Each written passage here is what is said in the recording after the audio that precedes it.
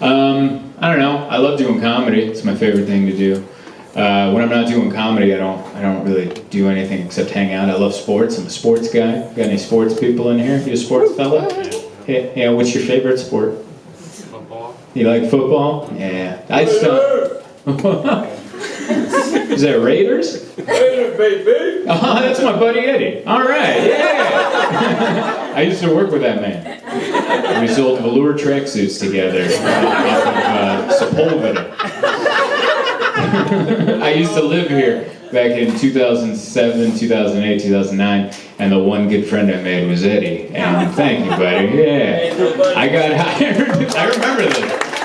I remember that I was working at Sears Automotive changing oil over on 4th and Colorado in Santa Monica. That's a condo now.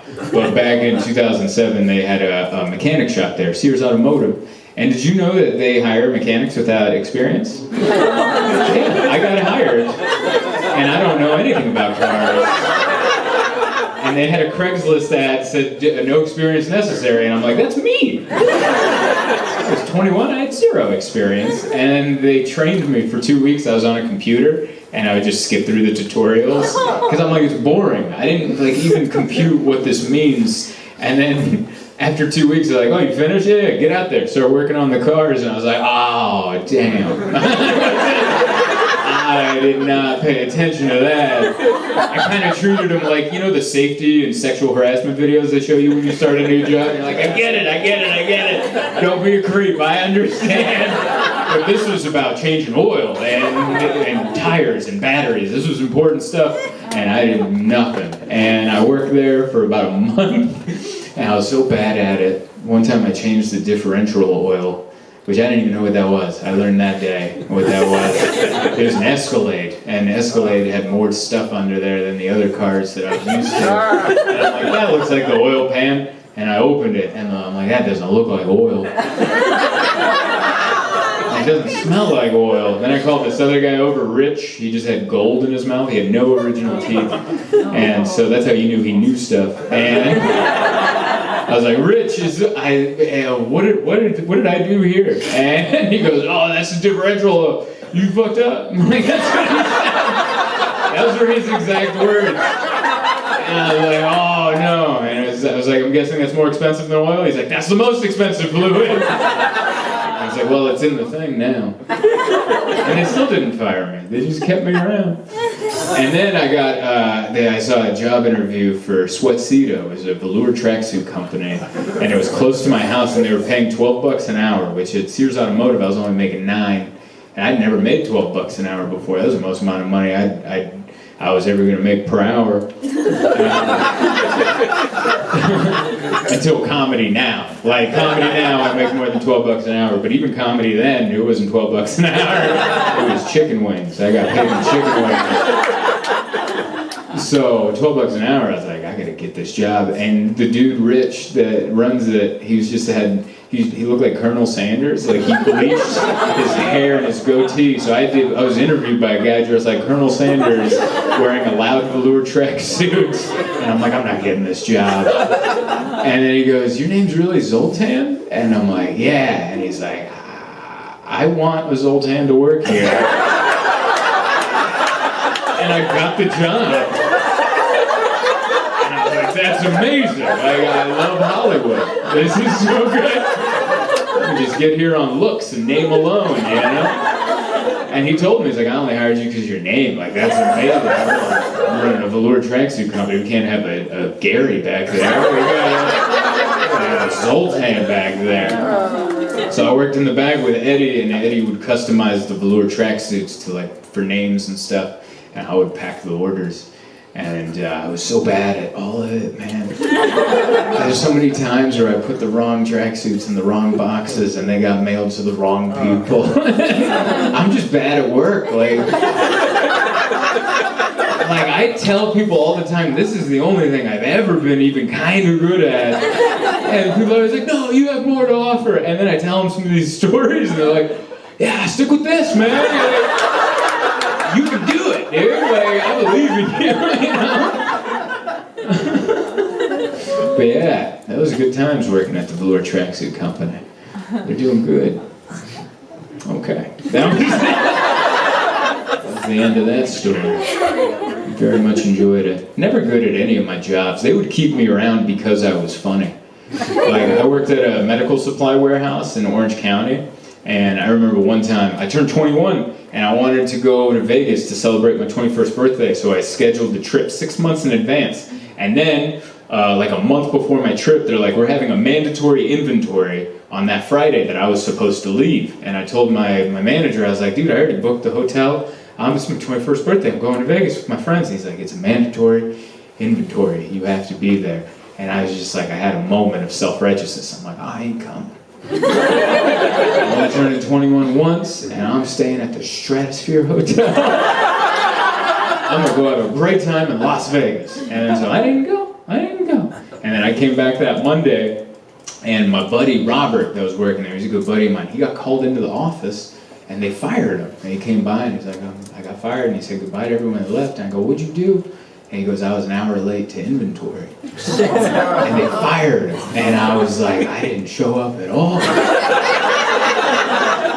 And then for the rest of that day, I was just waiting to get fired. I was just waiting. I'm like, maybe now. Maybe they're going to let me have lunch. And then they're going to fire me. Maybe after lunch, they'll fire me. And then they never fired me. And then the next day I came back, and then I'm just waiting. I'm like, they're still not firing me.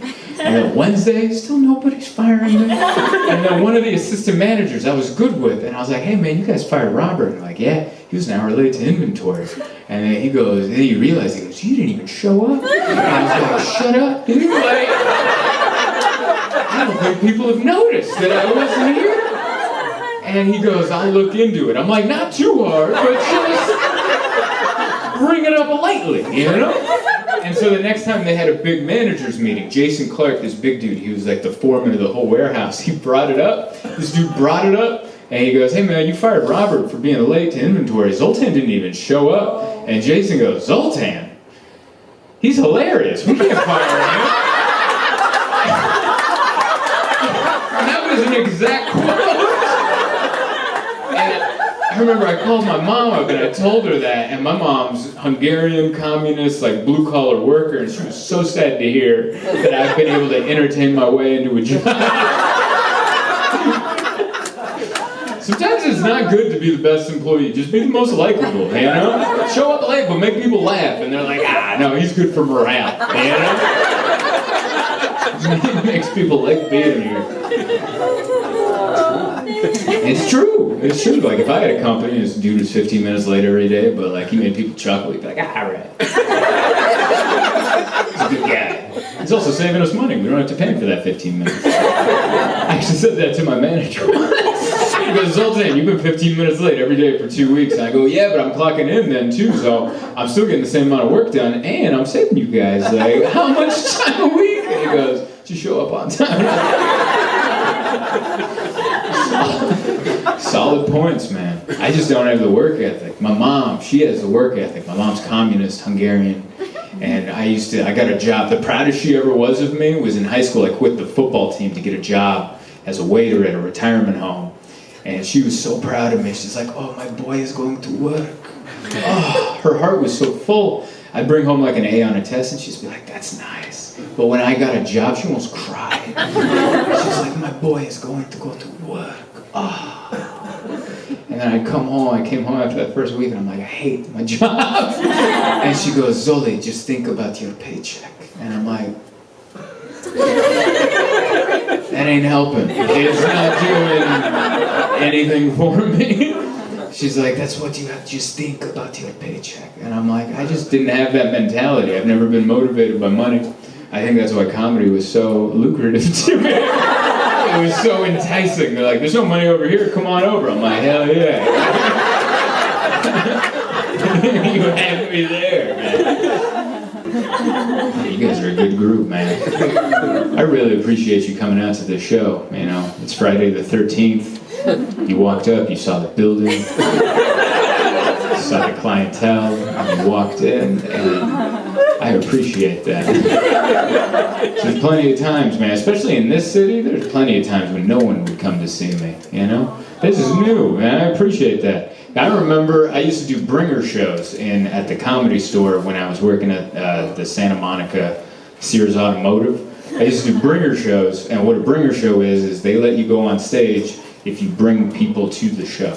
And I didn't know anybody. Like one time I had my mom drive up from San Diego and going, you gotta come up, otherwise they won't let me perform at the Comedy Store. So she drove up and sat through an entire show, and then they put me on at the end because I only brought one person. And she was like the only one left in the audience. And she still laughed. She was like, she's so damn supportive, you know?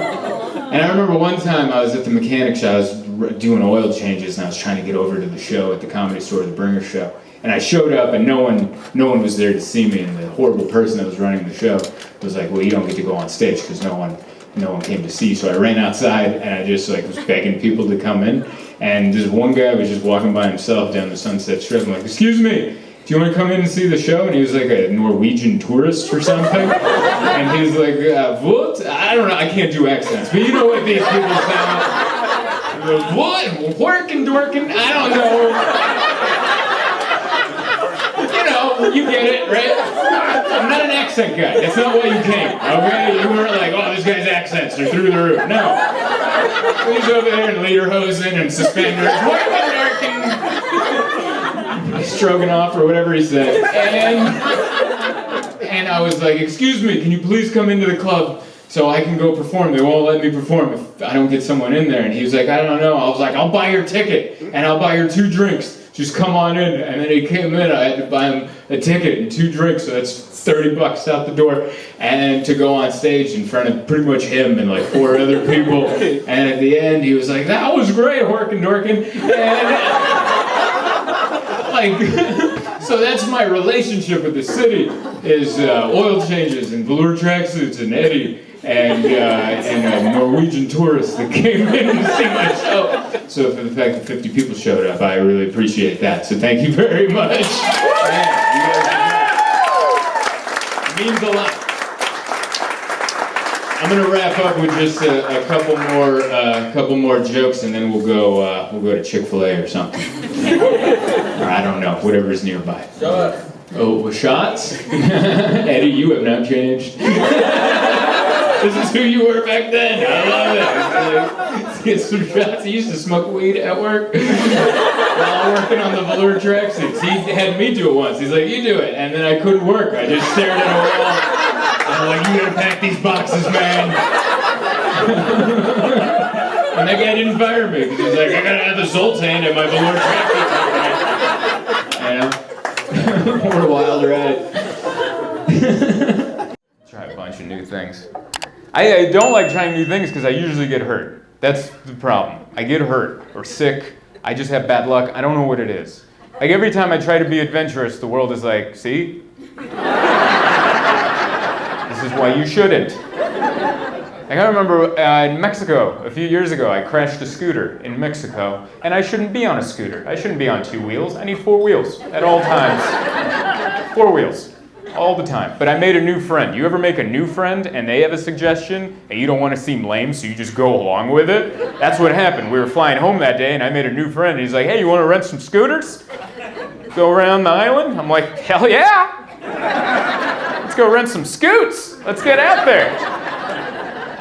And because I thought there would be like a tutorial video or something. Because one time I rented jet skis and they made us watch like a 15-minute VHS on how to work a jet ski, and they had all the safety gear, and I was like, that's what I thought this was going to be, and it wasn't. We just went to a shack, and a little Mexican man threw keys at us, and that was the end of the seminar. That was the whole thing, and it was so bad. Like, there was no safety gear, there was just a helmet that didn't fit. Like, that's all there was, and once we got out there, like, the helmet, like, the wind took it back, and the little rope would, like, choke me out.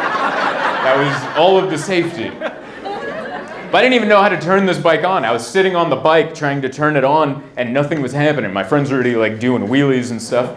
And I'm like, well, I'm right behind you. And I'm trying to get it going. It's not going. And the little Mexican man that rented it to me, he comes out and he sees I'm having trouble. And he's like, are you good? And I'm like, no, it's no vroom vroom, you know? Because we were speaking broken English and Spanish back at each other. We're trying to understand, but we can't understand. He's like, and I'm like, no vroom vroom. There's no vroom vroom. He's like, oh, vroom vroom. And I'm like, yeah, man, where's the vroom vroom? And he hit a button I didn't see, and the thing fired up. I'm like, yeah, vroom, vroom. He's like, see, vroom, vroom. And I'm like, is this the brake? And he just shoved me off into traffic. So there I am, downtown Cozumel, Mexico, rush hour traffic. And I could feel in my heart this was going to end well, you know? It was like watching a horror movie. You're like, when's it coming? I know it's coming, but when? It happened on a right turn. That's when it happened. I made a right turn, and halfway into it, I realized, I don't know how to make a right turn. I don't know, there was no training. Am I supposed to drop a knee like it's a sports bike and I'm on like the Grand Prix of Budapest or something? Like, what do you want me to do? So I just made a turn, and I was like, wow, we're gonna crash into the median. And my calculations were spot on. I nailed that median. And I went flying. The helmet was on the back of my head, like a concrete yarmulke back there, just holding on. And I crashed. I destroyed half the bike, and I'm not wearing protective gear other than this little bike helmet, so I'm just in shorts and a t-shirt, so I'm bleeding from everywhere, all right? My knee, my hand, really bad. Some of the locals had gathered to cuss at me in Spanish, which is good. That's what you need after an accident, some hecklers. All right. That's very helpful. So I very quickly tried to pick up the bike and get it out of the street because everyone's yelling at me and I'm bleeding. And I picked it up by the handlebars. Remember, that's the vroom vroom area. Which, can I say, what a piss poor design that is. Maybe some pedals next time. Maybe something away from where I got to pick it up from. And I went to go pick it up and my hand hit the throttle and this thing shot out of my hands. And it went down half a block without me on it. And I smashed the other side. I destroyed the scooter, you guys. There's no plastic left on it, the mirrors are gone, I'm bleeding, and I walked it back to the rental shack in shame. And the dude who rented it saw me coming. He saw him all messed up, the bike's destroyed, and he ran out with all the English he knew. He just goes, What happened? And I was so offended that he would even ask that. I'm like, what do you mean what happened? Like, why didn't you have a tutorial video or something? I could have used a couple blocks, whips around the block before you sent me out there. And so he's like assessing the damage, and he's like, I'm like, how much is this gonna be?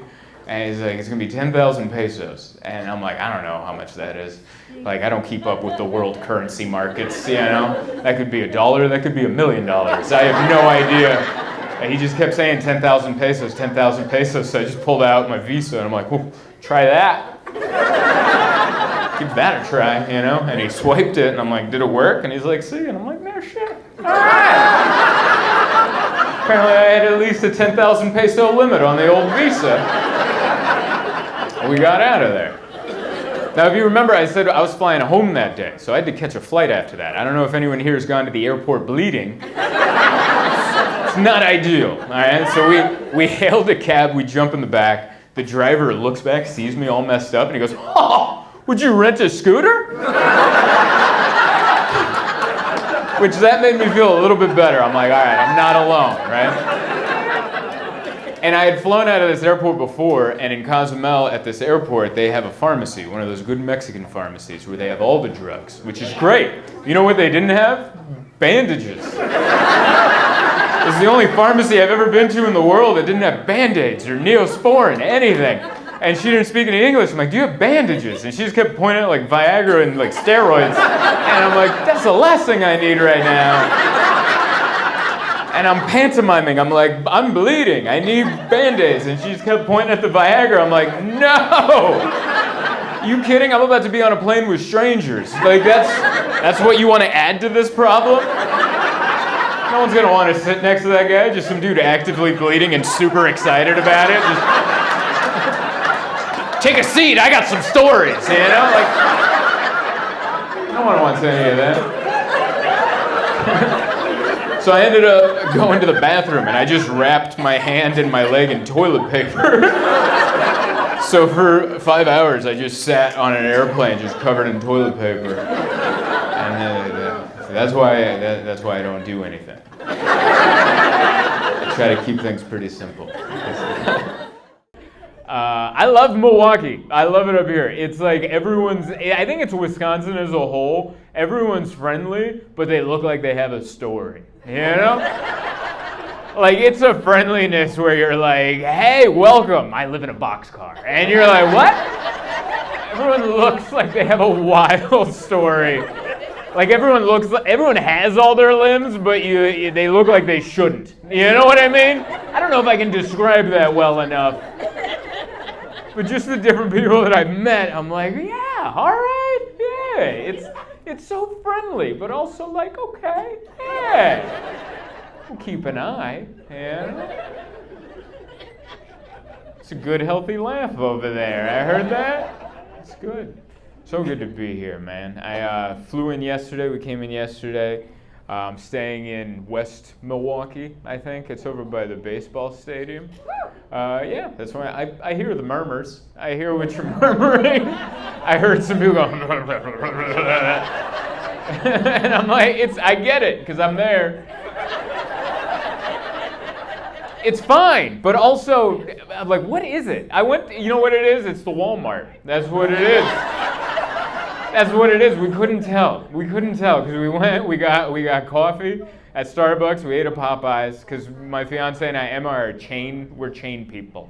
You know, we like to go to the local eatery, but it's way out there. So I'm not gonna take an Uber to eat at whatever the hell the local thing is, but I'll go get a Starbucks and be like, Popeye's chicken, sign us up twice, you know?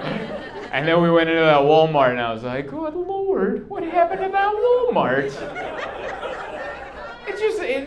I think before I went there, someone told me, because we went to the Happy Endings Cat Cafe, and the lovely lady that runs it, she's like, oh, you're going to that Walmart? That is the most stolen from Walmart in Milwaukee. And I've never been told that before. Going into a store, it's almost like she said, yeah, I mean, pay if you want, but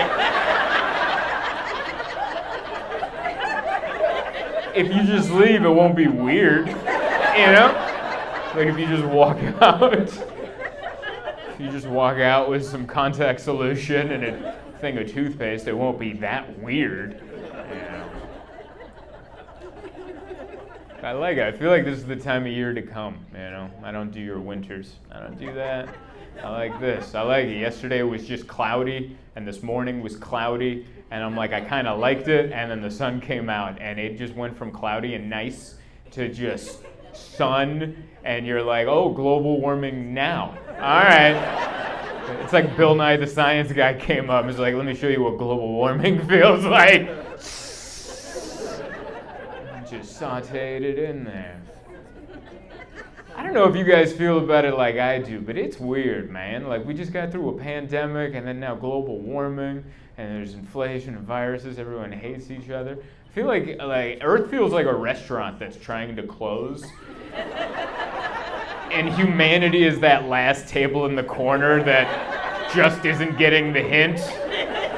Like the servers are coming around vacuuming and the house lights are on, and we're just like, what's going on? I think they're trying to close. And we're still here, you know? You laughed way too hard at that in the front. You're with me. It's a little sweaty out there. I love watching it. I watch all the ESPN on the flight out. I watch the Little League World Series. It's my favorite time of year. Love watching the Little League World Series. I don't know what it is I like about it. I like it. I never even played baseball as a kid. I just like it. It's all inclusive. Baseball's so inclusive. Everyone can play.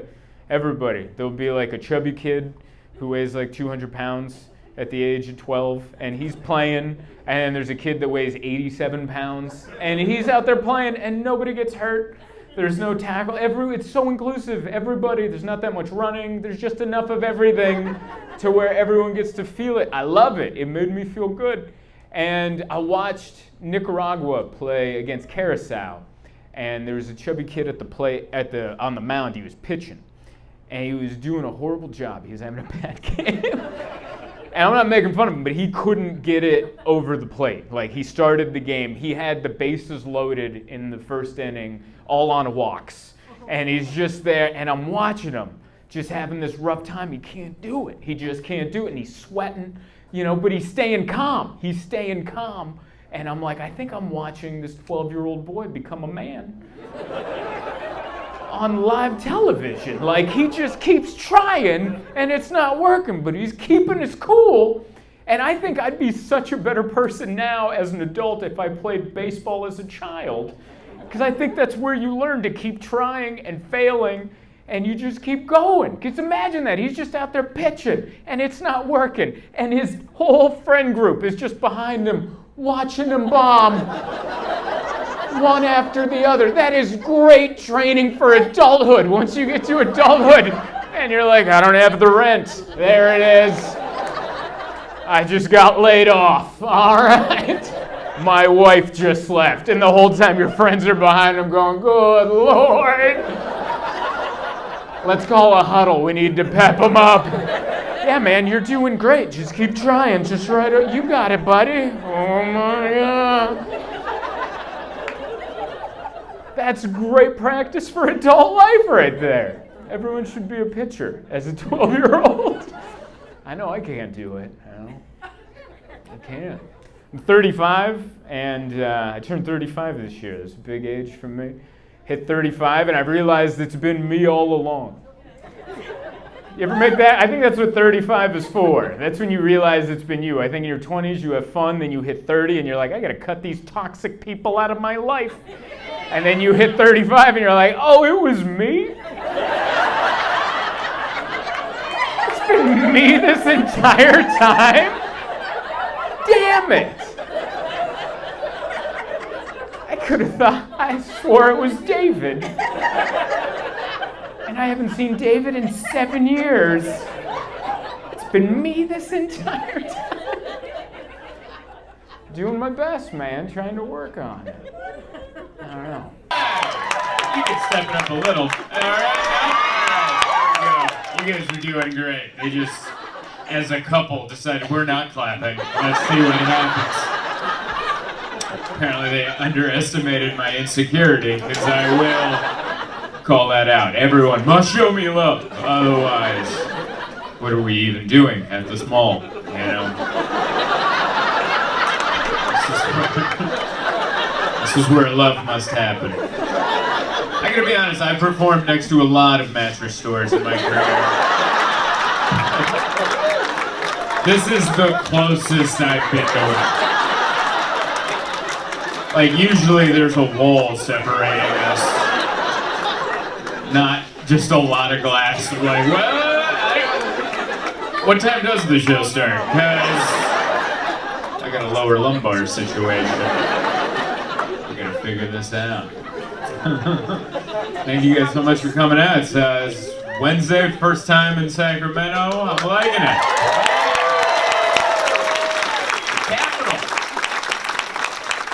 I've lived in California most of my life, and I don't think I ever came up here.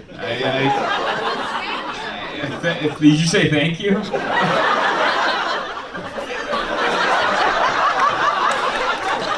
That was so weird. Because you're right in the front. Like, you're like, thank you for not coming here, but all right, wow. That felt like a compliment from a step-parent. Like, I didn't know how to... It's like, how do you mean that? I think you mean it, but do you? Because California's too long of a state. It's way too long. Because I grew up in San Diego. That's a different state. That's way too far. If you're like, oh, I'm from up there, you're like, that's a different state. That's from where I'm at. Because I've made that drive before, and most suicidal I've ever felt is that drive from down there to up here. Good Lord, that middle part where there's so much middle part. Whoa. That's why, you grow up in California, we're saying, oh, California's so great. Well, we can show you some stuff in the middle and to the east that'll make you go, oh, this is part of it? Uh-huh. This is what we like to call back of house. But I like all of it. I enjoy it. I flew into San Francisco, because I now live in New York, so I flew into San Francisco. It's direct. And then I rented a car, and I drove out here. And I've never, I see the news. And they tell you, don't don't have things in the Bay Area. That's what they tell you. Based on what I've seen on the YouTube videos, if you have things, they will steal them. And no one's coming. No one's coming. You'll get a lot of different angles of cell phone footage of your things getting taken.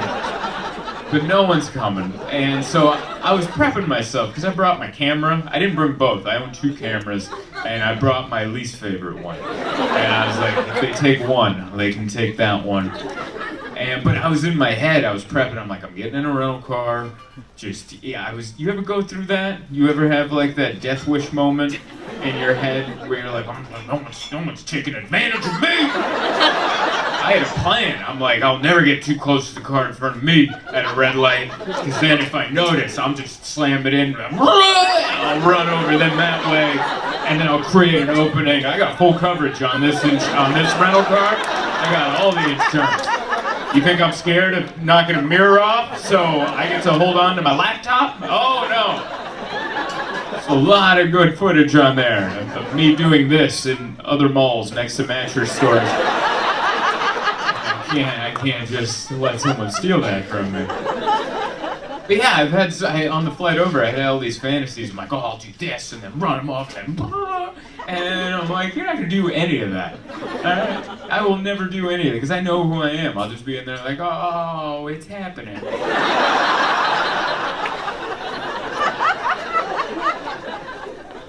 And it happened. It's good, yeah. Like how someone went all like, yeah. Like it did. It hasn't happened yet, but that is how it would go down.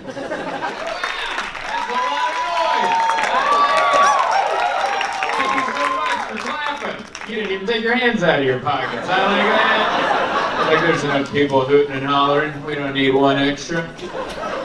Oh, it's so good to be here. Yeah, absolutely. I think this is my first official show in San Francisco. I've done San Francisco adjacent. That's how I've done, like putting on a show here is like trying to get a house here. Like it's, you gotta know someone who knows someone who's leaving. Like you gotta shimmy in here, but we made it in. It's good. I like it, yeah. We're at the epicenter at the end, aren't we? I don't know if you knew that, but it's starting here. You guys, and the rest of the country's like, oh, that's because of the Democrats. And they don't know, it's coming. It's coming to where they are, too. I like this half. This half is very worried about I couldn't even bring that up. How dare you? San Francisco feels like a lounge at an airport. You know, some people are in the lounge and everyone else is just not in the lounge. I'm paying for coffees. It's free in here. Did you know that? Sorry, I just got in the lounge and I didn't know how to bring it up. So that's how I shoehorned that. Oh, I love it. So good to be here. Last night I was in Sacramento, and that's a place, you know? I wasn't going to make fun of it, but here I am, aren't I? And that's the capital. That's the main part. That's the part. No one else wanted it. No one else. There's so many places to put it. You're like, no, not there. Here. Let's pick the part where it doesn't look like California at all. It's like you imagine California, and you're like, Sacramento. That's what I think. You're on San Francisco, could have gone Los Angeles, could have San Diego. No, in the middle, flat. Flat, in the middle. People, kind of sad, but there.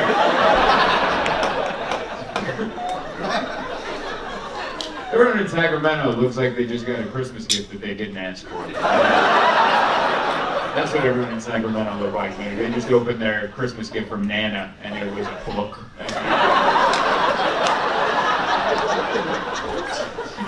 Read. So good. Hey there, thank you so much for watching my video. Is this too close? We're keeping it. Thank you so much for watching my video. Please don't forget to like, share, subscribe, all that good stuff. Also, I'm going to be on tour all year, 2024. Might be the last one. So, you know, Go to zoltancomedy.com, look at the tour schedule. If you don't see your town, sign up for my mailing list. I promise I'm gonna try to come, and I'll see you out there on the road. Thank you. I like that. So good to be here. This is my first time at the lounge at the end of the universe. And yeah, we all came in, didn't we? That was an interesting trip down here. The whole thing was interesting. I drove over from the hotel and I'm just following the directions. And then it's like, take a right on this street. And oh, you missed it. And you're like, all right. Oh, you mean that unlit street that looked like it was an entrance into a bank? Was that a street? All right. Don't worry, there's another street. It's called Jane Avenue or something. And it was just an alley. It was an alley that was named after a woman who the mayor divorced. I don't know who got to name Jane Alley. She's not getting a full street. She deserves an alley. And then I had to go down that, and then I ended up in a weird neighborhood. And then I took a right, and there was an abandoned office building. And then Siri's like, you have arrived at the lounge at the end of the universe. And I was like, yeah. That's where that belongs. In the basement of an office building. Only in comedy, you know? I like it though. I like it. I don't want it to be all prim and proper. It adds the excitement, right? Like any minute you feel like the real owners of this building are gonna bust through that door and go, what the hell is going on in here? You see one of the employees grab the register and haul ass out of here. And then we're like, we bought tickets. I don't know. Just point at me, we're here to see him. I thought, you know. Yeah, is that how it's done in Idaho? Everyone's just kind of run by the seat of your pants? I like it.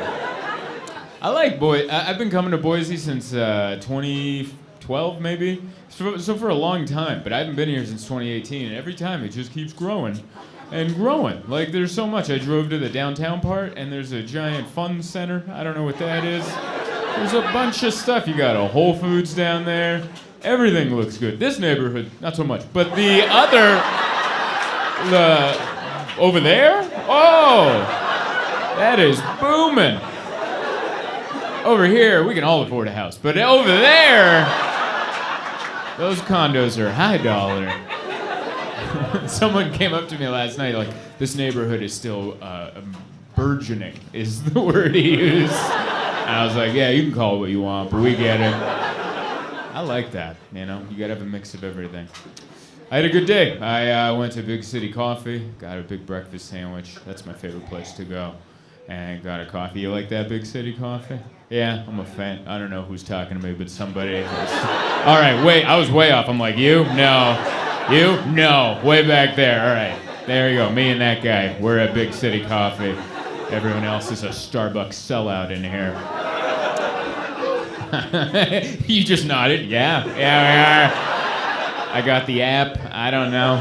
I get points. Don't get me wrong. I like a good Starbucks. I like it. Those little egg things that they pop in the microwave and you just chow those down.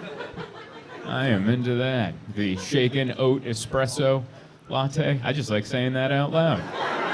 I'll have the shaken oat. Their drink names are so long, you ever give up halfway through? Because you're like, you get it. You're like, what else could it turn into? You know? It's not like I'm going to say, can I get the brown sugar, shaken oat, espresso, oatmeal? Could I get that? You're like, no, you meant what you meant. I like it. I didn't do much. Got a coffee today, worked out at the gym, and just paid attention to the news. That's what I do. I try to pay attention to the news. Someone made a noise. They went, ugh, don't pay attention to the news. That's what I try to do, because I'm trying to know, when is the end of the world? Is it today? You never know. I think World War III right around the corner, and I just want to know when to get ready. You know, I don't even know what I would do to get ready. I guess, like if I got an alert on my phone today, World War III has started, I'd be like, well, I guess we're staying in the hotel. They're not going to hit the Spring Hill Inn and Suites, you know? But you say get some Uber Eats? Is that what you said?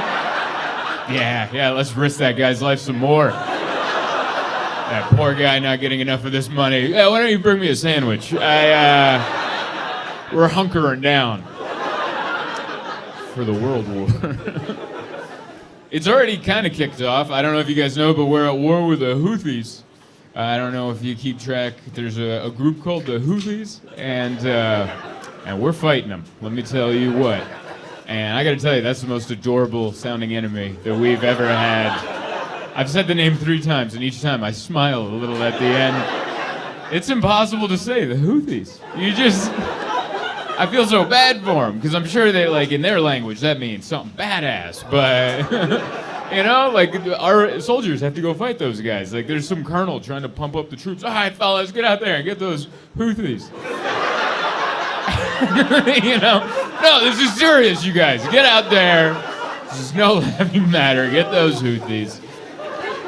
And I don't know if you guys know why we're fighting them, but I looked into it. Apparently there's cargo ships coming from China, and they go through the Red Sea and to eventually come to the United States. And these Houthis are, they're shooting at the cargo ships. So our military is over there shooting back at them because they're getting bullet holes in our Amazon packages.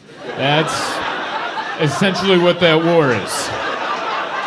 It's pretty much what it is. Our military is fighting the international porch pirates that are the Houthis. And it just shows you how big the world really is, right? Like, we're all the way over here, just like, where the hell are my sweatpants? You know? And thousands and thousands of miles away, it's just, you know?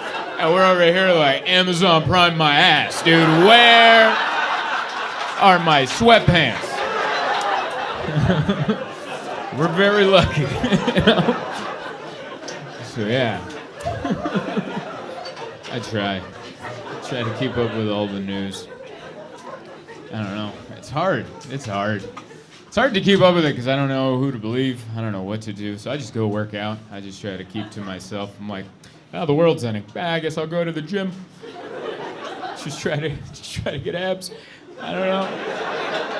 So I'm being bullied by that actor, that Jeremy Allen White. You know that guy? He's in that show, The Bear, and he's in the new movie, The Iron Claw, which is a pro wrestling movie, and he's also in a new ad for Calvin Klein.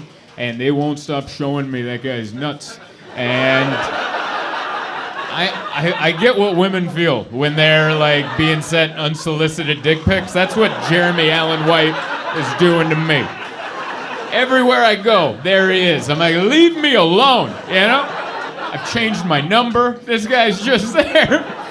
I was reading something I was scrolling an article trying to learn about the Houthis.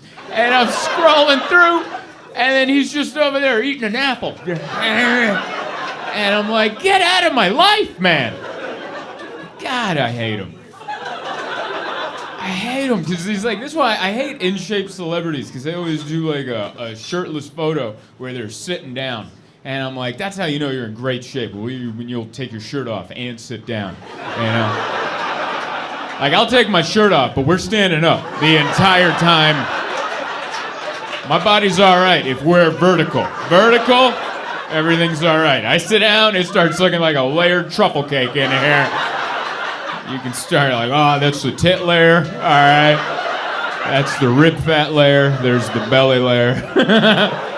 And I'm just trying to read the news, and there he is, just hunched over, no fat on him, eating an apple, with his bulge staring at me. And I'm like, get out of here. You know for a fact he can't swallow that apple. You know his trainer's off to the side going, don't swallow that apple! You can't handle the sugar content! Get out of my life, man. It's so hard. I just want to be in good shape just so I can fit in the seats on the flights, you know? Because that's what I do for a living. I want to fit in. Because honestly, I don't fit in anywhere. Like, there's too much, like, the in-shape community for men. I don't know what's happened to masculinity the last few years, but we've gone way, you know how everyone's like far right, far left? We've done that with men. Like, masculinity's far, everyone's like, yeah, I'm an alpha, dude. Do you have any idea how many alphas are out there? Every dude that's ever seen a kettlebell, I'm an alpha. It's like, do you know anything about wolves? There's only one alpha. And it's Joe Rogan. It's not you. He's your alpha. And you say what he says. Oh, the other day I was thinking, were you? Or are you just listening and repeating? I'm an alpha. No, Joe Rogan's your alpha. He feeds you supplements like a baby bird. He gives you things to say, and like a baby, like, more Joe Rogan. Nom, nom, nom, nom, nom, nom, nom. And you walk around, the alpha there. It's ridiculous. And I want to work out, but I don't want to be in that group. You know? And the other side is just like a bunch of dudes that live like Dungeons and Dragons or something. And you're like, is there something in the middle, you know? Is there something between board games and steroids, you know? It's just like a regular person. I just want that. That's all I want. I got pretty animated over there. That's how I feel. I don't know. It's been a good mix. I've been very lucky. I'm very happy you guys are coming out. People coming out to see me. That's still new to me. You know, no, it is. Like the last few years, people have been coming out. Like this weekend, we sold out 3 of the 4 shows, and that's more than I could ever ask for. Thank you guys. But I don't want you to think that that's. I've been doing comedy. This is my 18th year in comedy, and it's only been the last couple of years that it's been like this. So for most of the time, it's been a lot of like, oh, all right. You know? Like I remember the first time I headlined a comedy club. I was so pumped. It was in Colorado Springs, and they picked me up at the hotel, and they had to buy a bunch of pizzas to give away for free. And they didn't tell me anything. This guy just picked me up, and he's like, we got to go pick up some pizzas. And I was like, all right. And he goes in. I'm sitting in the car. He comes out with the biggest stack of pizzas I've ever seen, and he just lays them right on my lap. And it's high, too. I can't even see out the window. It's just pizzas up to there. And they're hot. They're burning my thighs. These are some fresh pies. And I look over at him. I go, what's up with all the pizzas? And he's like, ticket sales are light. So I made a Facebook post that said free pizza for anyone who comes to the show. And I'm like, oh. How much were the tickets? And he goes, $2. And I don't even know why I asked that. Like, it should have been painful enough that we're giving away pizzas. But that's how much of a masochist I am. I'm like, I need to be hurt more. How much are the tickets? You know what the saddest part was? Not that many more people showed up. Wait, like 17 people showed up for the first show, and I took all my slices back to the hotel. All my failure slices went back to the hotel, and I just took all pieces. Yeah. But no, so things are better now, and it's exciting. Like people come up to me, like they know my jokes and they watch my stuff, and I'm like, whoa. And sometimes people say serious stuff too. Most times people just go, I like a comedy, and I'm like, oh, thank you. And every once in a while, some people will get serious, like, man, your comedy has helped me through a really hard time. And I'm like, all right. I never know what to say to that, you know, because they're being very heartfelt, but I just want to go, oh, yeah, I'm glad, you know. And then, like, it's so hard to respond because, like, I know I have my ugly sides too. Like everyone, you know, you see what you see on stage, but I'm a human being. I have a selfish side. I have a narcissistic side. Just like most people. Like this is a narcissistic activity. What I'm doing right now. This is like you guys like this is like a house party, and you guys are trying to get to the dip, and I'm just in the way. And I'm like, yeah, 1 second, but I got a couple things I want to say. And you're just like, where is the dip? Like, you know. That's what comedy is. This is an arrogant, narcissistic thing to want people to listen to you, but they don't get to talk. Only me. You know? Just me. Just the only one. And I have that narcissistic side. Like one time, I had an audience member come up to me, and they said this, like, you know, I was battling depression, and I was close to ending it all. And I watched your comedy, and I ended up not doing it. And I was like, what the hell do you say to that? You know, it's humbling. I was like, I'm so glad you're here. That's what I ended up saying. I'm so glad you're here. That's all I could come up with. But there is this narcissistic side of me that wanted to ask, like, which joke?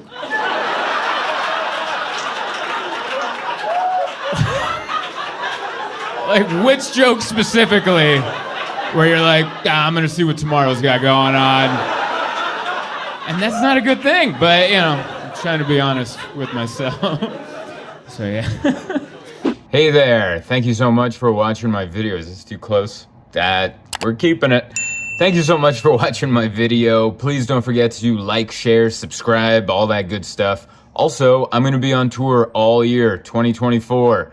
Might be the last one. So, go to zoltancomedy.com, look at the tour schedule. If you don't see your town, sign up for my mailing list. I promise I'm gonna try to come, and I'll see you out there on the road. Thank you. This is one of the best comedians San Diego's ever produced. He's got one of the best dry bar specials on the internet. You guys, give it up for Zoltan Kaszas. All right, thank you. Thank you. All right. Hot damn, I gotta live up to that. All right, I'm representing all of San Diego. You ever do that? You ever go to a place in Ocean Beach and represent all of San Diego? You ever do that? You ever go to a place without air conditioning and just one fan with 150 people in there where they sell booze on a sliding scale? You ever do that? You ever represent all of San Diego? So nice to be here. Thank you guys so much for coming out.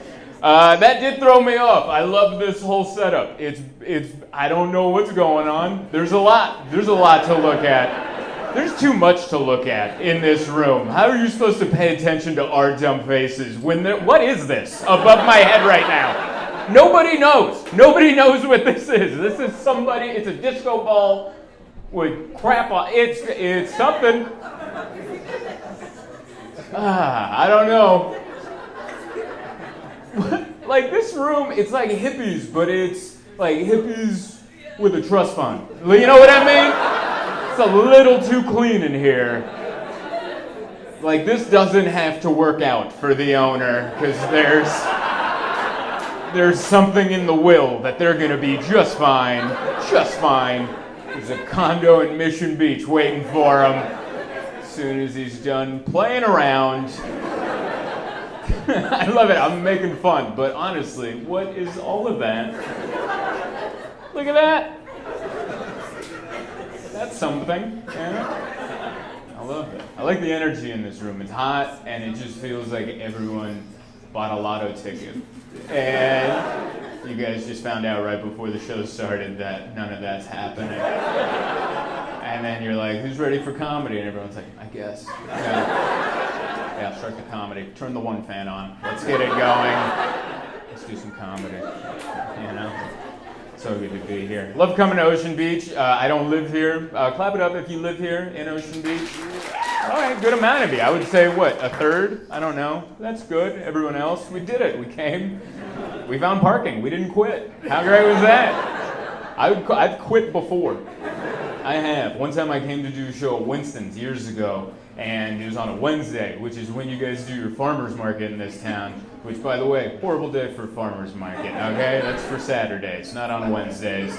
And I went to look for parking, and there was nothing near the venue, and I just made small circles away from the venue, and I made circles big enough that I ended up back on the 8, heading east, and I'm like, I think we're done. I just went home. I called the guy and I'm like, I'm not coming. They're like, what happened? I'm like, I tried to look for parking. I ended up on the freeway. So I think I'm not coming.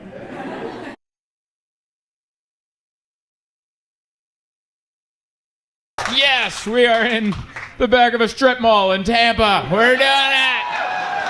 Oh, I love it. It feels so illegal, doesn't it?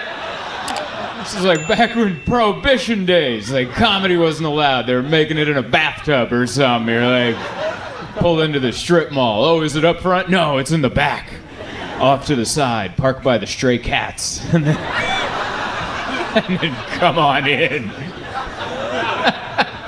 One more time for all the comics you've seen tonight. Make it loud for them.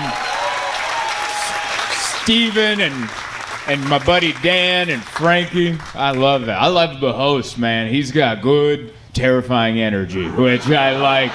It's a lot of, we're gonna have a good time. He has a real Joaquin Phoenix and the Joker kind of vibe to him. Right? Just a touch. He's got the goods, man. I like that. That's a guy you want on your side. I'll tell you right. I mean, he's a sweet guy. I like him very much. Thank you guys so much for coming out. I very much a big fan of your town. I like what you guys are doing here. All right? I'm a big fan of it. I think I like it because it reminds me of where I'm from. I grew up in San Diego, and San Diego and Tampa, there's a similar vibe. It's slightly different, but it's there. You know, it's like San Diego's more Tony Hawk, and you guys are Hulk Hogan. You know, it's different products, same aisle. Though, like we're right next to each other. Like it's that kind of energy. But I just like it. It all, no matter what, day or night, it all just kind of feels illegal. You know? All of it. Like during the day, you're like, oh, okay, that's what we're doing. I like that. And then at night, it's a new kind of creepy. I like that. Last night I left at like midnight and I had to drive back to the hotel and I just saw classic Florida stuff, you know? Like I'm driving, it's dark, there's nobody, and then a guy on a bicycle just drives out of a bush. And that's Florida stuff that you don't see anywhere else. You're like, where did that guy come from? He just came out of a bush. And not like he pushed his bike out and then started right at full speed. He just rode out of a swamp with a backpack. And you don't know what's in that backpack, but you kind of know what's in the backpack. Right? Evidence. That's what's in that backpack. The authorities would like to take a gander into that backpack. But it's like a fun dangerous, you know? We're like, we're in a car, he's over there. That's all right. It's still, but it's still there. I came in on Thursday. That was the day I came in. My flight kept getting, I live in New York now, so it's a quicker flight, but my flight kept getting delayed, like hour by hour. They just kept pushing it. And I was like, what the hell's going on? Because there's weather in New York, but it wasn't that bad. It wasn't like you can't fly weather. And so I looked up Tampa's weather, and it just said tornado warnings all over it. Yeah, on Thursday. I don't know if you remember Thursday. But it was just, I didn't even know you guys got that. I thought it was hurricanes and sunshine. Like, that was all you got. And I'm like, tornado warnings? I was angry, right? And then I saw it, I'm like, oh, you can keep delaying this. So that's fine. I'm not, I'm already on a Boeing. Like, that, we're not gonna, we're not gonna go Boeing and tornado weather. We're just, let's cut our losses, man. What the hell happened to Boeing, by the way? Remember when they just made airplanes and they worked? Remember that? They were so good at it for so long and they just like forgot how. They just forgot. They're like, I don't know, we lost the recipe, man. Like that guy, the guy that knew quit. I don't even know what happened. There's an article that came up like a couple days ago that said the FAA looked into them and they were making planes with Dawn hand soap and hotel room key cards. And I that's all I know. I didn't read the article because they said it was a 14-minute read. And you ever do that? You ever about to read one and you're like, man, I don't have 14 minutes, so I guess I'll just draw my own conclusions. I guess that's what I'll do. I'll read the headline, just come up with my own stuff, and be like, that sounds about right to me. But yeah, I remember 2 weeks ago I was boarding a flight. Now I check what kind of plane it is, and it was a Boeing, and I'm like, all right, man, here we go. And an alert came up that said the CEO of Boeing has stepped down, like a news alert popped up, and I'm like, why are you telling me that, Is that supposed to make us feel better as I'm boarding this flight? Like, good, no one's in charge. Hell yeah. My emails will go unanswered. That's what I want. I do like that the CEO stepped down. I don't think it was his fault. Was he down there building the planes? Is that what CEOs do? They're just down there with a welding mask. He's the one that put all the hand soap all over it. He's like, don't worry, that guy quit. And I'm like, but I don't think that guy was the issue. CEOs are so quick to leave. Remember when like the captain went down with the Titanic? What happened to that mentality, I'll be here till all of them crash, like that's the kind of CEO I want, I don't want someone one house fire and like, I gotta get out of here. I hear T-Mobile's looking for somebody. I'll go over to T-Mobile. Oh man, stay till the end, have some dignity. But yeah, it was rough. It was a rough flight. I sat next to annoying people because people, they suck sometimes. Sometimes you gotta sit next to them. And I felt bad because the lady that was annoying me was elderly, and I don't want it, because I'm just like, oh, this is someone's mother, perhaps someone's grandmother, but she sucked. And it wasn't her age that made her suck. When you meet someone and like, no, you've sucked your whole life. Your whole life, you aged into this suck. Even if you were 20, I could tell you'd suck, And she was talking to someone behind her, so she just kept turning around talking, and then every time she turned around, she didn't know how to put her arm down, so she just elbow me. Every time, I don't know what decade she lost feeling in her elbow, but I don't think she noticed that every time she's just like, whack! She was whacking the hell out of me.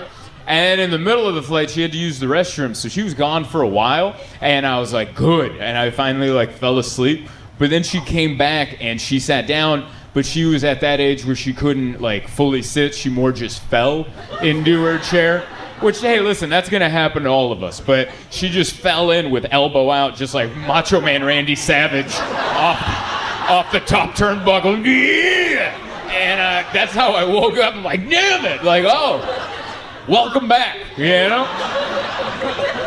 I was just surrounded by annoying people, even behind me, I could tell there was an elderly person back there, and the only reason I could tell is because every time they got up, they had to, because that works both ways. When you can't sit down, you also can't get up. So they did the thing where they put the death grip on the top of the chair, and they pull up. I don't know if you've ever been on the receiving end of that, but that's terrifying. Mid-flight, you don't know. You're like, what the hell is happening? Am I about to get launched into first class? What are we doing right now? 3 hours of that to get down here. And then I landed, I'm all angry, and you get off that jetway, you're like, good, we're here. Then I got a news alert, and it's like, O.J. Simpson has died. I'm like, good, Just one of those. It could have said anything. I would have been like, good. Good, I hope he died in prison. And then I looked it up. He was free. Did you guys know O.J. was free? I thought he kidnapped people and got a bunch of years. And apparently he didn't. He got out of that too. He got out of everything, that guy. 76 years, He accomplished a lot in those 76 years. He had his body of work, that was a lot, There was a lot. It was football and acting and then murder. He outlived all of those categories. Most football players don't make it to 76. A lot of actors don't make it to 76. Usually murderers, hopefully, don't make it to 76. But he made it to all of those. And it's sometimes God's late like we are, I think he kind of forgot. I sometimes think God is like a overworked maintenance man at a hotel, just at a desk with a stack of work orders. And he's just there. He's like, oh, OJ's still alive? What year is it? I didn't...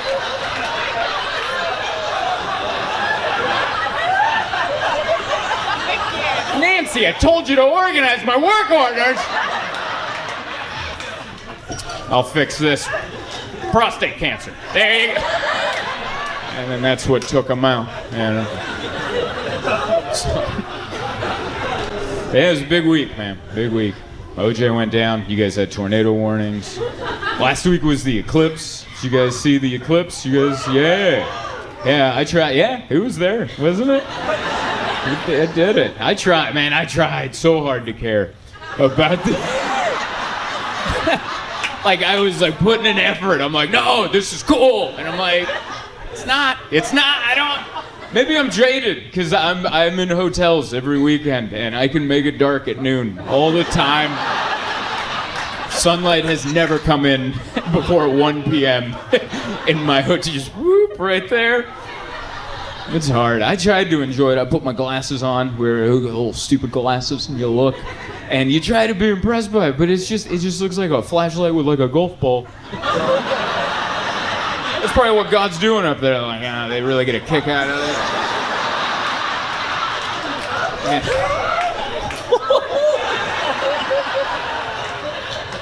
I make fun of it, but I'm dumb. I still burn my eyes. Because I don't normally look at the sun. That's not my normal activity. And I had the stupid glasses, and I pulled them away, but I was still looking. That's what I did. I'm like, I don't know, this is kind of lame. No! Oh, no! And then I had to Google, like an hour later, I'm Googling, why do my eyes burn? And Google already knew. I just put in, why do I? And then they're like, eyes burn? And I was like, man, thank God I'm not alone, you know? Google always makes me feel better. Anytime I do something stupid, I Google it, and I'm like, I'm not the only one. There were others. It makes you feel good, you know you're not the only dum-dum, you know? It's comforting. Yeah, it's important, man. It's important. Yeah, I don't know. I try to work on myself. I think I'm doing all right. I'm dealing with my... I don't know. I try. You know, everything makes me anxious. This is actually the most comfortable I feel. I like being up here in front of you guys, which is a psychotic feeling. This should be nerve-wracking, but this is like, yeah, this is good. And then when I'm amongst a lot of people, I'm like, I don't like that at all. It's a very backwards feeling. I've been trying to pinpoint what my anxiety feels like, and I don't know. It's... Have you ever like had a conversation in your head and you're into it, but you're in public, but you kind of lose track and you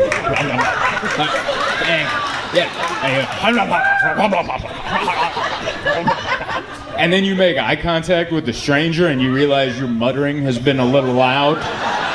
And that moment of reveal, now your fantasy land has come crashing down and there you are just looking at each other. That's kind of what my anxiety feels like, you know? Or like a bad dream, like imagine getting out of a very cold pool and your swim shorts are gone and you make eye contact with your favorite president. That's what my anxiety feels like. Oh, Grover Cleveland. Oh, I don't know who that, I Googled obscure president and I don't even know what he did. I don't even know what years he served. I just thought it would be a weird one to throw in. That's for like one history buff in the room that's like, oh yeah, he was a president. Oh yeah. I'm trying to work on that. I'm just, you know, I don't want to leave behind a legacy. I think that's my main fear. Like if I leave behind a legacy, I want it to be by accident, not on purpose. You ever meet someone that's like, I want to leave behind a legacy? And you're like, I'm pretty sure I hate you. Like that's pretty arrogant, right? I want to leave behind a legacy. Oh, you want to haunt us with your successes? That's what you're saying. You're like, I want my successes to haunt for generations, like a ghost casting over people. Like, ugh, dude, how about big ups to like people that die and no one remembers, you know? Those are the real heroes in the world. You should only be remembered by your friends and your close loved ones. Everyone else, don't do that. Like people that are like, I want to leave behind a legacy. Those are the same people that like being sung happy birthday to. That's not good. Like normal people don't like being sung happy birthday to. You just sit there. But in your head, you're like, it'll be over soon. Don't be ungrateful. But some people love being sung happy birthday to, and they're like,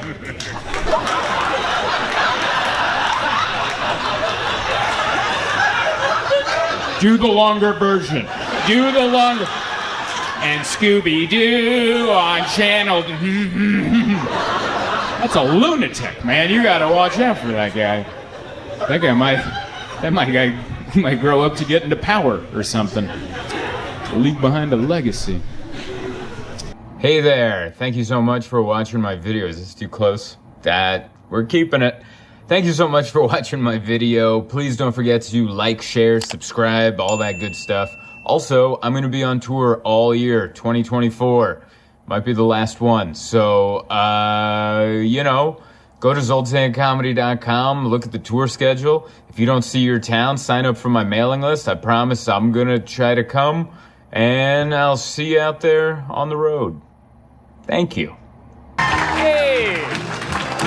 All right. Thank you. One more time for Ashley and all the comics you've seen tonight. Yeah, we're doing it. We're doing it inside. Some of you are excited. Some of you are tempering expectations. I appreciate that. I like that. I don't want everyone just like, yeah, I want some people that are gonna make me earn their love. And that's, you know, like a good stepdad, you know? I'm here for someone else. Yeah.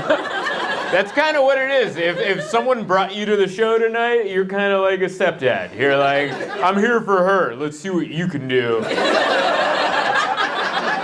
You know? It's my time to shine. Time to jig. Dance a little for you. So good. I'm so glad to be back. This is my second time in Alameda. Last time we did last year we did the shows outside, and I didn't appreciate that because I live in Southern California where it doesn't get as cold, and so I was out there and I was like, what? You know? It's hard to do me in the cold. I don't have a cold demeanor. I have a very like, oh yeah, turn the heat up, please. Kind of demeanor. That's why we have all the space heaters kind of set out. I don't know if you noticed the space heater on the piano. That's in my writer. I was like, need some space heaters set up, you know. It's very nice to be here. I love Alameda. I don't know what's going on. Clap it up if you live here. Yeah, you live here. All right, couple people there, right up here. Everyone else, we just kind of snuck on the islands. Yeah. So everyone else knows what I'm talking about. You guys, yeah, like it seems like a secret society. A little bit of like Alameda, you know. It feels a little bit like I feel like my checkout of the hotel is tomorrow, but I feel like if I stayed an extra day, there'd be a knock on my door from the mayor. They're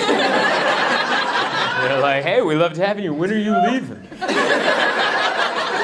It feels a little bit like that. Like it's nice, but also, you know, I don't trust it, you know? It's like you guys have something secret going on over here and you don't want everyone to find out about it. I like it though. It's an island. You keep calling it an island. I don't see it. I guess. I won't argue with it. I'm not going to circumnavigate the island and prove you wrong. You're like, I went all the way around. It's a peninsula. Like, I'm not going to do that to you. It's just I landed in Oakland and I took an Uber ride and I didn't notice, you know? I'm like, I got here on wheels. How islandy is this island? But I like it. Staying at the hotel, it's like about 7 minutes away. Took the Uber over here and drove by that fancy high school you guys have. Good Lord, what a fancy, did you see that high school? Did anyone here go to that high school? Oh, there's one person right there. You went to that high school? Yeah. Are you going there currently? Yeah, I mean that as a compliment. You look like a youthful young person. You're going there currently. What grade are you in? You're junior there. Is that the most, I guess, what do you have to compare it to? Is that the only high school you've ever been to? Yeah. That is the most intimidating high school. I am 35 years old. I was intimidated in the Uber as it drove by, all right? Like, I graduated high school in 2005 with a 2.75 GPA, which is not bad, it's not good, it's right there, you know? And I've never felt bad about my education until I was in an Uber. We went by that school, I looked at it, I'm like, I don't know how to conjugate a verb. And I feel like the building knows. I feel like the building knows. You're gonna grow up to change the world, young man. You're do great, because that is an intimidating school. This is so, it looks like a mall. It looks like Socrates went there or something. It's like that's where that guy went and didn't get a last name, you know? He might have a last name. I don't know, but it's cool. I like the area. It's very nice. I flew in yesterday. And I came in on Southwest, which is always that's a fun flight, right? A good Southwest flight, just go in there with everybody. I love a good Southwest terminal. Everyone looks like they woke up 10 minutes ago. No one's ready. No one knows the rules. Like, what? Just, no care. Oh, all right. Like, their carry-on's too big. I can't fit this tent on the plane. Like, no, you can't. You got to check that. You know? I love that. Everyone looks late. Everyone looks like they're headed to a tragedy. Everyone looks like no one booked a Southwest flight 6 months out. That's a flight you booked the night before. And you're like, you remembered the eulogy, right? All right, we're going to a funeral. I don't know. It's high pressure. I fly all the time, and every week I'm at an airport. There's so much pressure. You gotta, looking out for all this sex trafficking. I don't know if you guys fly as much as I do, but that is every recorded message at every airport in the country. Keep an eye out for sex trafficking. If you see it, let us know. And that's the end of the message. And I'm like, we need more information. Like, what does that look like? What does that's not enough info. What am I supposed to look for? Am I supposed to look for a woman crying? Because that's every airport. Every airport I've ever been to, there's a woman crying, or about to cry, or just finished crying. Am I supposed to look for an angry man? There's an angry man at every airport. It's just not enough, Give me more information. It's a lot of stress on me because I'm trying to be betterment for the world. Like, keep an eye out. And I'm like, oh. Well, it'd be so embarrassing if I called someone out for a second and they weren't, I'm like, that person's upset. You're like, it's just, I think a victim. And then they look into it like, no, her carry-on was too big. And she can't. Now she's gonna have to check her bag to her final destination. Like, I didn't, you weren't clear in the message. Should have more information in the loudspeaker. I don't know. We're all trying to do our best. It's nice to travel within California, but not leaving. So it's nice. I got a quick flight back home. I'll be home before 10 a.m. tomorrow. It'll be nice, That's good. Get back home. It's beautiful. I love living in California. It's getting tougher, California is, it's not for the weak, It's for us tough people. Look at the weather we've been putting up with. 2 weeks ago, we were in a drought, and now we're like, less water, please, good God. We just have the extremes. It's either like no water, and you're like, don't you dare take a shower. And now you're like, oh my God, get the boat, we are dying.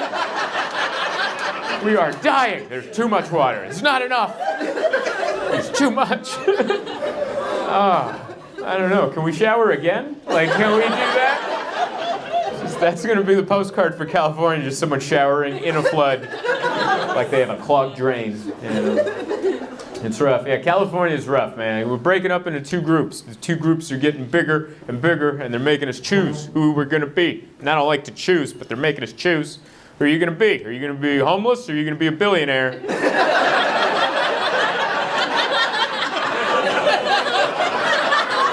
And it's hard, because I know which one I want to be. But I also know which one is way more likely. That van is calling my name, I gotta tell you. I was actually thinking about homeless people and billionaires, and you know what? I think it's the same person. It's the same person. Like, if you take away the money and the rocket ships and all that, it's the same guy. Like neither group has a ton of friends. They're both kind of judged by mass society. They both say wild things. Wild things. I can control the weather, I'm gonna buy Twitter. That's the same guy. It's just one of them has the money to do it, and the other one's just yelling it at a bus stop, That's the difference, but other than that, we're splitting hairs. So it's good. Doing my best out there. Doing my best, trying to live my life properly. I don't know. Mainly tonight, I'm just trying to look comfortable in this leather jacket. That is what's going on with me. Yeah, could you tell? You're like, that's not him at all. I don't know, you ever buy like a piece of clothing that you wish you could wear? Like, you can wear whatever you want, but what you feel like you can pull off in your own personality. I bought this leather jacket, I'm like, hell yeah, I want to be a leather jacket guy. And then I put it on, I looked in the mirror and I'm like, who is that? That's not me at all, I feel like Kinnicky right now in Greece. That's honestly what I thought high school was going to be. Did you think high school was going to be like Greece? Because it kind of looks like Rydell High down there. Like a fancy Rydell. That's honestly what I thought. I was raised by a single mom. We watched Grease a lot during my young formative years. And that's honestly what I thought high school was going to be. I'm going to join a fun gang. You know, not the ones you hear about in the news, but just a fun gang where we sing during lunch. How great would that be? Just hang out with your friends after lunch, do a little scoot up, you know? And no one ever told me that wasn't going to happen. Because I also never verbalized out loud what I thought it was going to be. Just in the back of my little young head, I'm like, we're going to do a lot of singing and dancing once we get to high school. And then we got to middle school, and I'm like, middle school kind of sucks. This would be a weird pivot. If you just went from regular crappy middle school to all of a sudden just full theater, you know? But then we got up there, and there was no singing or dancing. I was so bummed. I'm like, where's my gang? I was supposed to be in a gang, the T-Birds. We're supposed to be singing. God, tell me more, tell me more. I loved it. I don't know if you guys have rewatched Grease recently. They just put it on Netflix. And I watched it with Emma. She had never watched Grease. And we were listening to the lyrics, and she's like, good Lord. And I was like,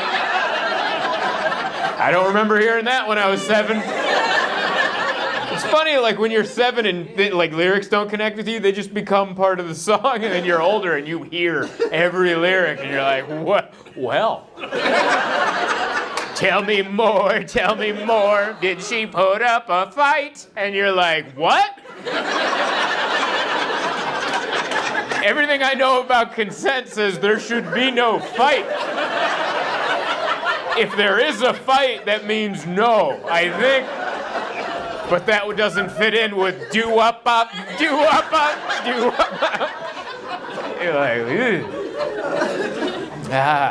I think sometimes it's better not to rewatch things you liked as a kid.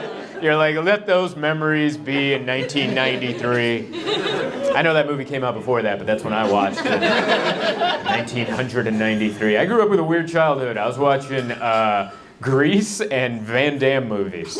I was a very oddly rounded child. Yeah? Van Damme? Yeah, that's what I watched. When I was a kid, I knew all the dance steps to Grease, and I could do the splits because of Van Damme. I was like the weirdest kid of all time. I loved it, man. I thought that Van Damme was the best because I was born in Budapest. I had an accent, you know, as a kid, and he was a guy who had an accent, and he looked uncomfortable on camera. And I was like, that's who I am. I'm like, Van Damme, you know, and if you get uncomfortable, you just do the splits. That's what you do. It's a great icebreaker. You make some new friends, especially at that age. You're 7. You're like, my name's Gary. My name's John. And I'm like, splits, you know? I'm Zoltan. And then you made a friend for life right there. Just do the splits in 93, you know? I loved it. I actually got to meet Jean-Claude Van Damme when I was a kid. We lived in Pittsburgh, Pennsylvania. I was in 1st grade, and we lived with this Hungarian lady who knew the makeup artist for the movie Sudden Death, which was shot in Pittsburgh, Pennsylvania. It was not the best movie. It's based on hockey. Van Damme plays a firefighter who terrorists are going to blow up the hockey arena, and then he has to go, he's one firefighter, he's like, I'm going to kick these terrorists' ass, and he shows up, somehow he ends up in the game. There's a scene where he's the goalie, somehow he got into a fight in the locker room, and he accidentally got into a goalie costume, and next thing he knows, he's like, glove save, like he did the splits with the gear, glove save. And man, when I was a kid, that was the best. But I got to go on set and watch him like shoot a scene, and I didn't know about stunt doubles, you know? I was in the 1st grade. Like, I thought these artists were sacrificing their lives. Like, if I thought you died in an action movie, I thought you sacrificed your life for this art. You're like, no, that guy got his head kicked off in the 5th round because he loves acting, you know? And so when I found out we're going on the set, I'm like, we're going to go watch a murder. This is amazing. Yeah, I know. That's what I thought I was going to go see. Like, people didn't understand, like, I watched Bloodsport when I was like 5, because we had moved to the country, and my mom didn't know what a rating system was. You know, she was learning to speak English, and I'd be like, Mom, I'm gonna watch this movie. She's like, okay, you know. And I would just be watching Van Damme breaking people's legs, snapping their heads off, and I'm 5, just in the splits, going, yeah, this is the best thing I've ever seen. And then I went to school, and my new friends in school were like, do you watch the Power Rangers? And then I went to watch the Power Rangers with them at their house. I'm like, this is the lamest thing I've ever seen. Everyone's still alive. No one's bleeding. Why aren't any of them sleeping with the women? What's going on? Like, that's what I was 5 years old and I already knew about all of this, you know? And so I had like a weird upbringing because we didn't know about rating systems. So I went in to go see Jean-Claude Van Damme shoot a movie, and we went into the fight scene. That's when I found out about stunt doubles. Like, he didn't do anything. Like, I was 7 years old. I'm like, I'm gonna watch him do the thing. He's gonna come in and kick that guy's ass. And we're like, action. And then he'd come in, he'd go, and it'd be a cut. And then he'd leave. And then some other guy who kind of looked like him would just finish off. And I just remember, like, it was almost like coming downstairs and seeing Santa Claus making out with your mother. I grew up without a dad, so that was my Santa Claus moment, was seeing Jean-Claude Van Damme not be Jean-Claude Van Damme in front of my eyes. And then I was like, well, at least afterwards, maybe I'll get a picture with this phony. And he didn't take a picture with me. He came by and he's like, someone's like, he doesn't have time, so all I have is a Polaroid of me with a stunt double. The guy who did the real work. That was an impromptu story that doesn't have an end to it. And I know most jokes are supposed to ha ha ha ha and then pay off, and then, but I just felt really comfortable with you, and I wanted to let you know that I was a big Van Damme fan, and I thought the Power Rangers were lame. You guys are fun. This is the last show of the weekend. We're here to, have a good time. Yeah, we are. Yeah, we are. Absolutely. You guys have already been the best crowd of the entire weekend. Oh, you have. You have. Every crowd we've had all weekend, they've been fun, but they haven't been like, yeah. Every crowd we've had has been like, yes. Which is still good. I'll take that. But you guys are like next level, Everyone else was like going to the opera. You guys are like Monster Jam. Gravediggers coming in. It's wonderful. But yeah, I have enjoyed being in your neighborhood. I went and had breakfast this morning. I met a fan earlier today. Is Brad here? Brad? No? Wow, he did. What's that? I'll be here, Brad. That sounded inviting and threatening at the same time. I'll be here, Brad. And you're like, is this a Van Damme scene?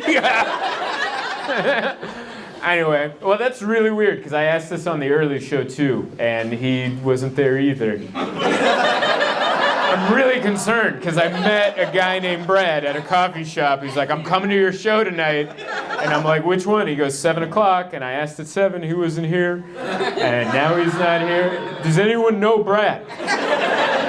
Listen, you damn Islanders, speak up. What have you done with Brad? Did he not pay his HOA fees? What did you guys do with Brad? It was wild. Yeah, he recognized me at the coffee shop, which is like an exciting time for me. I don't get recognized often, so it makes me, Because I just went in to have some coffee and a breakfast, and I was sitting there, and I could tell he was looking at me. He looked over at me, but I thought he was paying attention to what was going on behind me. Because behind me, there was a woman with a baby who was yelling for a beer. So that's pretty attention grabbing, all right? If you're at a coffee shop, you don't even know they have beer, and someone comes in with a baby, you guys have beer! And you're like, whoa! And then I'm looking at that, and then I catch his eyes, I'm like, no, you're probably looking at that, right? Because that's, we have a lot of questions. And he comes over and he goes, are you Zoltan? And I'm like, yeah, I'm Zoltan. And we shake hands. He goes, dude, I'm coming to your show. And I'm like, hell yeah, I appreciate it. And that part made me feel good. But I also never assume that anyone recognizes me because it's only happened to me like 5 times. And usually I'm like, I can tell because someone makes eye contact and they're like, whoa. And I'm like, yeah, it's me. And I welcome it with open arms. But something happened that made me stop going. And it happened at LAX. I was at an airport. I was at the LA airport. And I was sitting there waiting to board a flight. And there was a dude just looking at me. And I could see, he was like, and I was like, here we go. And I started like posing. I'm like, it is me. And then after a couple minutes, he gets up and walks over. So in my head, I'm like, all right, be ready, be courteous. Don't be like Jean-Claude Van Damme, you know? Don't snub this, be polite, and just be like, yeah, yes, it is me. Well, how are you? You know, I was getting myself ready for that. And then as he comes over, he's like, hey. And I'm like, yes. And he goes, yeah, your flashlight's on your phone, and you're blinding my wife. And ever since then, I've never assumed anyone recognizes me. Because I'm always like, I think I'm blinding someone's wife with my eyes. But I really am concerned about Brad. I think this is a search party now. We're all going to hit the mean streets of Alameda and figure it out, man. Thank you so much for watching my video. I hope you enjoyed it. I hope you liked it, shared it, subscribed to it. Hit the notification bell, do all the things YouTube makes you want to do. Other than that, I wanted to let you know that I'm constantly on tour, so go to my website, zoltancomedy.com, and see if I'm coming to a town near you. Thank you kindly.